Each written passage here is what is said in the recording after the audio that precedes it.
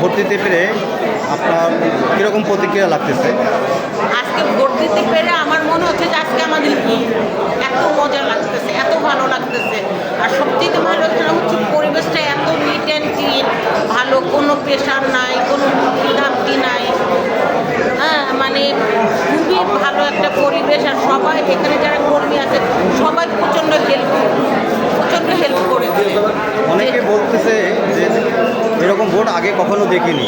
না, আসলে কি, আমি 10 বছর আগে একবার দিয়েছিলাম, তখন ভয় আমরা যে এখানে ভোট দিতে ভয় ভোট দিয়েছিলাম।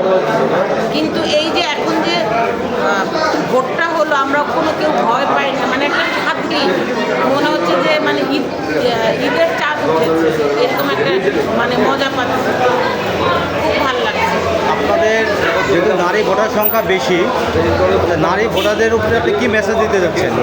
আমরা চাচ্ছি যে নারী ভোটারদের উপরে যদি তাদেরকে সম্মানের, তাদেরকে প্রতিটা কাজে ছেলেদের সমান অধিকার দেওয়া হোক। তারপরে আপনি মনে করেন চাকরির ব্যাপারে যে ম্যাটারনিটি ইয়েটা দিচ্ছে, ছুটিটা দিচ্ছে, ওটা আর একটু বাড়িয়ে দেওয়া হোক। সময়টা একটু কমিয়ে দিলে আমাদের জন্য একটু ভালো হয়। বিশেষ করে কর্মজীবী নারীদের ক্ষেত্রে একটু সময়টা কমিয়ে দিলে।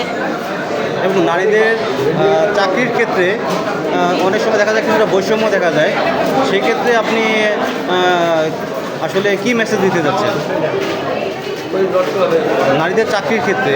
না, আমি চাই এই বৈষম্যটা দূর হোক। আমি চাই ছেলে হোক মেয়ে হোক, তাদের মেধা অনুযায়ী তাদেরকে জবটা দেওয়া উচিত। সে যত ছোট হোক আর যত কিছু হোক না কেন, তার পরিবার হোক বা অনেক কিছু হোক, কিন্তু তার মেধা অনুযায়ী তাকে দেওয়া উচিত। আজকে একটা জিনিস দেখতে পেলাম, অনেক সিনিয়র সিটিজেন, সে ফিমেল হোক আর মেল হোক, অনেক সিনিয়র সিটিজেনরা আসলে সচেতনভাবে ভোট দিতে আসছে।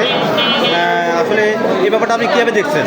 এই ব্যাপারটা তো দেখে আমার খুবই ভালো লাগছে যে তারা এতখানি নিরাপত্তা পেয়েছে, তাদের মনে এত খুশি, সেই জন্য তারা ভোট দিতে এসেছে।